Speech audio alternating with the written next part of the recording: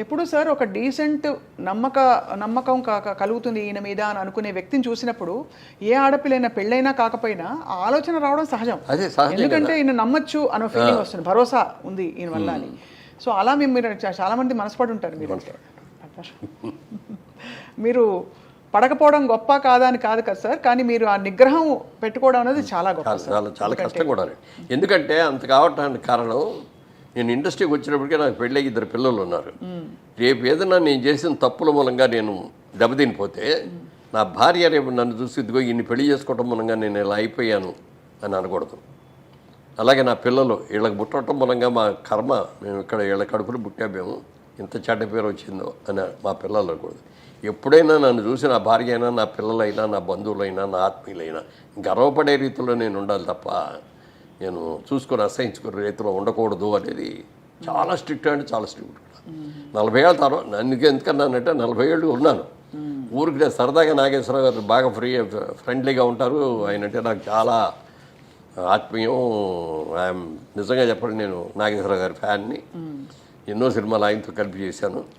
ఆయన ఒకరోజు అడిగారు సరదాగా, మురళి సాయంత్రం పూట నువ్వేం తీసుకుంటావు అన్నారు. నేను తీసుకోనండి అన్న. అదేమిటయా బాగా నిద్ర పడుతుందా అన్నాడు. నేను శుభ్రంగా పడుకుంటాను, నీళ్ళు పడుకోగానే నిద్ర వచ్చేస్తాడు. కాదు 60 ఏళ్ళు దాటిన తర్వాత అప్పటికి క్యారెక్టర్ రోల్స్ వేస్తాను. హీరోలు అయిపోయి క్యారెక్టర్ రోల్స్లో ఉన్నప్పుడు అడిగాను అనమాట. 60 ఇయర్స్ దాటిన తర్వాత కొంచెం ఏదో ఒకటి తీసుకుంటూ ఉండాలి. రోల్స్ అయిన కూడా కొంచెం వీక్ అయ్యి ఉంటాయి. వాటిని యాక్టివైజ్ చేయాలంటే ఏదైనా ఒక మంచి డ్రింక్, మామూలుగా సారా కొట్టడం, ఇయ్య కొట్టేసి తాగేసి వాగటం, కింద పడిపోవటాలు, రోడ్ల మీద పడిపోవటాలు ఇట్లా కాదు. నన్ను ఒక మెడిసిన్ లాగా ఒక వైన్ కానీ లేకపోతే మంచి బ్రాండీ వస్తుంది ఫారెన్ నుంచి మంచి, అలాంటివి తీసుకొని 1 పెగ్గు లేకపోతే 2 పెగ్గు అంతే, అంతకుమించి తాగకూడదు అన్నాడు. అని ట్రై చేయన్నారు. అంటే ఇంత పెద్ద ఆయన చెప్పారు, అనుభవంతో చెప్పాడు. ఆయనకున్న అనుభవాలు ఎన్నో ఉన్నాయి. వైన్ దాగి చూద్దాంలే అని చెప్పారు. అందుకని వైన్ బాటిల్ కొడుకొని తెప్పించుకొని ఇంట్లో కూర్చొని, ఇంటికి వచ్చినప్పుడు ఆ రోజున షూటింగ్లో అది 9 అయిపోయేది. లేకపోతే బయటకు వెళ్ళినా ఇట్లా 9 ఈజీగా అయ్యేది. ఇంటికి వచ్చేప్పుడు స్నానం చేసి అప్పుడు డ్రింక్ తీసుకోవటం మొదలుపెట్టి ఆ డ్రింక్ అయ్యి భోంచేద్దాం అనేవాడు 12 అవుతుంది. అప్పుడు దాకా మా ఆవిడ అక్కడే కూర్చోండి తప్ప పడుకోదేళ్ళి. తను భోజనం, తన స్వహస్తాలతో భోజనం పెట్టడం ఎప్పుడూ లేదు. పెళ్ళైన మొదటి రోజు నుంచి ఈ రోజు వరకు కూడా తనే వడ్డిస్తుంది. అన్నీ కూడా వేడివేడిగా. ఆ రోజుల్లో మైక్రోవేవ్లు అట్లాంటివి ఏమి లేకపోయినా కూడా నేను వచ్చే టైం చూసుకొని అన్ని కూరలు అవన్నీ వండేసేసి ఒక అన్నం మాత్రం వేడిగా పెట్టేవారు. వేడిగా అప్పటికప్పుడు వండేసి నేను ఇంట్లోకి వచ్చే స్నానం చేసి వచ్చే లోపల రెడీ అయిపోయేది అనమాట. అట్లా ఆ రోజు నుంచి ఈ రోజుగా వేడిగా తింటమే అలవాటు ఏదైనా సరే. Such a dedicated wife sir నిజంగా. అండ్ ఎంత నమ్మకంగా మిమ్మల్ని మీ వెంటే ఉండి మిమ్మల్ని నమ్మకంతో అంటే ఇండస్ట్రీలో ప్రోత్సహించడం అంటే సార్ వైఫ్ సపోర్ట్ లేండే మనకు అన్ని రంగాల్లో పార్ట్నర్ సపోర్ట్ ఉండాలి. నువ్వు ఎంత సంపాదించినా, ఎంత కీర్తి ప్రతిష్ట, ఇంటికి వచ్చేటప్పుడు హ్యాపీగా లేకపోతే ఎంతకంటే దరిద్రం ఇంకోటి ఉండదు. ఎన్నో ఈ ఫ్యామిలీస్లో చూశాను నేను ఇట్లాంటివి కూడా.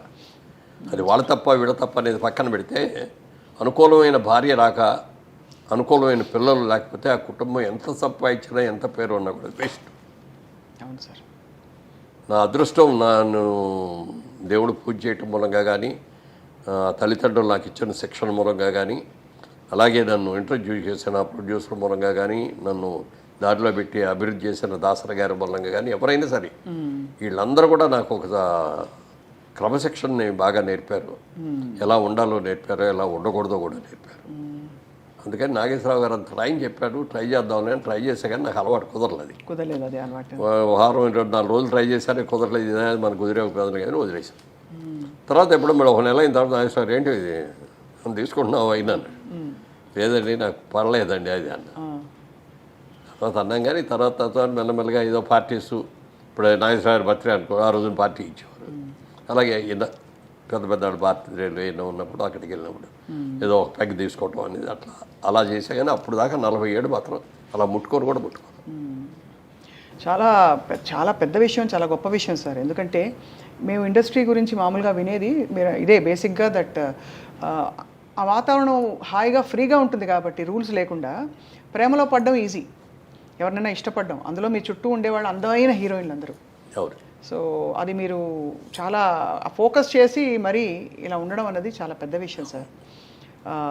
మోస్ట్ మీతో పాటు నటించిన హీరోయిన్స్ అందరిలో మోస్ట్ గ్లామరస్ ఎవరని మీరు అనుకున్నారు సార్? గ్లామరస్ అంటే మీకు సరైన జోడి. గ్లామరస్ అంటే శ్రీదేవి అంత గ్లామర్ ఎవరికీ లేదండి. చాలా అందంగా ఉండేవారు కదా సార్. చాలా ఎక్సలెంట్గా ఉండేది. ఆ కళ్ళు, అసలు ఎక్స్ప్రెషన్, ఫేసు, మంచి పర్సనాలిటీ. నాకు ఈక్వల్గా ఉండేది హైట్. అమ్మాయి కూడా 5'7", 5'8" ఉండి ఉంటుంది. నేను 5'8.5". అమ్మాయి కూడా దగ్గర దగ్గర 7.5, 8 ఉండి ఉంటుంది. Personality, behaviour, wonderful behaviour. ఎప్పుడు ఒక తప్పుగా మాట్లాడటం కానీ ఏదైనా చిలిపి పనులు చేయటం కానీ అట్లాంటిది ఏమి ఉండేది కాదు. ఆ తర్వాత అంత అందగా ఎవరు అంటే దీప. దీప గారు కూడా చాలా అసలు ఎంత అందంగా ఉండేది. కాకపోతే ఏంటంటే వాళ్ళ అమ్మ ఎప్పుడు పక్కన బ్యాగ్ పెట్టుకొని బ్యాగ్లో అన్ని బిస్కెట్లు, ఈ చీడిదిళ్ళు, బాదం పప్పులు ఇవన్నీ తెచ్చిపెట్టి షార్ట్ చేసి రాగానే పెట్టేస్తా ఉండేది. అంటే ఆ అమ్మాయి బాగా ఎర్లీ ఏజ్లో వచ్చింది. ఏదైనా అంటే ఎవరిని అడిగితే 16 years 3 months బాబు అనేది. అలా వీటి పాపం చిన్నది కదా, కష్టపడుతుంది అని చెప్పి పెట్టేది. ఆ పెట్టడం మూలంగా కానీ లేకపోతే అమ్మాయికి ఏదో ముందే ఆర్టిస్ట్ చేయాలనే ఆలోచన ఉండి కొంచెం స్టెరాయిడ్స్ ఏదో ఇచ్చి ఇది కూడా చేశారని అంటారు. ఎంతవరకు దానిమూలం కానీ అమ్మాయికి బాగా బాడీ వచ్చేసింది తర్వాత. లేకపోతే చాలా అద్భుతమైన యాక్టర్ అయ్యాడు. జయసుధ గారు ఇట్స్ ఏ ఫ్యామిలీ లేడీ. అదే ఇక అందులో సినిమా యాక్టర్ లాగా ఉండదు. ఆవిడతో నటిస్తా అంటే రియల్ క్యారెక్టర్తో నటిస్తాం అనే ఫీలింగ్ వస్తుంది తప్ప సినిమా యాక్టర్ లాగా ఆవిడ నటించడం కూడా అలాగే చేస్తుంది. ఇప్పుడు మిగిలిన వాళ్ళు కొంతమంది చేసే దాంట్లో ఆర్టిఫిషియాలిటీ ఉంటుంది. అంతవరకే ఉండు, టచ్ అవ్వకూడదు, ముట్టుకోకూడదు అన్న లెవెల్లో ఉంటుంది. అవన్నీ ఉండేవి సార్ ఆంక్షలు. అంటే హీరోయిన్లు చెప్పేవారా? అప్పుడు లేదు, అప్పటికి లేదు. కానీ నాగేశ్వరరావు గారు, ఎన్టీ రామారావు గారు చేసే రోజుల్లో ఉండేవి. జమున గారు అయితే ఎప్పుడు చేతులు ఇక్కడి నుంచి కిందే తప్ప పైకి పుట్టుకొచ్చేవారు. ఇట్లా ఈ కూడా పట్టుకొచ్చేవారు.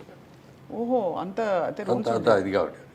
అది అవన్నీ లేకపోయినా కూడా ఎంతైనా కొంచెం దూరంగానే ఉండేవారు. ఇట్లా అప్పుడు ఈ ముద్దులు గిద్దులు ఈ గొడవలు ఏమీ లేవు కదా. అవునవునవును. ఎంతవరకు దగ్గర ఉన్నాలో అంతవరకే ఉండేవారు. ఆ క్లోజ్ చేస్తారు. ఈ అమ్మాయి వచ్చేటప్పటికంటే భార్య అంటే భార్యలాగానే ఉండేది. అంత బాగా. ఇప్పుడు నేను చేసిన సినిమాల్లో కూడా హయ్యెస్ట్ సినిమాలు చేసింది ఆవిడతోటి. మా సినిమా ప్రొడక్షన్లో కూడా ఆవిడ చాలా సినిమాలు చేసింది. Very cooperative artist. అసలు మామూలుగా హీరోయిన్ లాగా గిద్దుకోటాలు ఉండవు. సింపుల్గా మేకప్ వేసుకొని వచ్చేస్తుంది. ఇది మధ్యతరగతి కుటుంబం క్యారెక్టర్ అంటే దానికి తగ్గట్టే హెయిర్ డ్రెస్ దానికే ఉంటుంది. పెద్ద హెయిర్ డ్రెస్లు కూడా చేసుకునేది కాదు.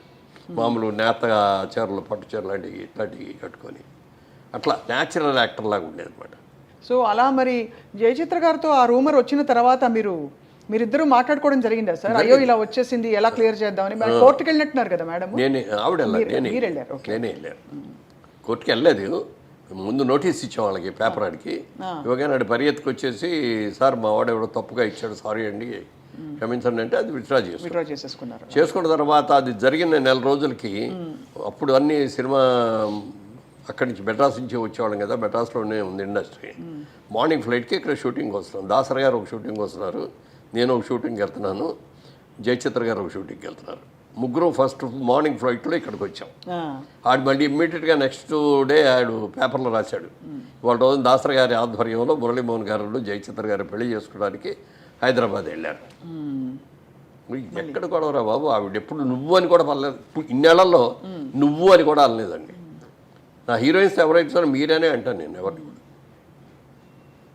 యశోదరు కూడా నువ్వు అంట, నువ్వు అన్నాను, మీరే అని అంట. కాబట్టి ఏంటంటే జయసేత్తో క్లోజ్ ఏంటంటే I treat her as my sister.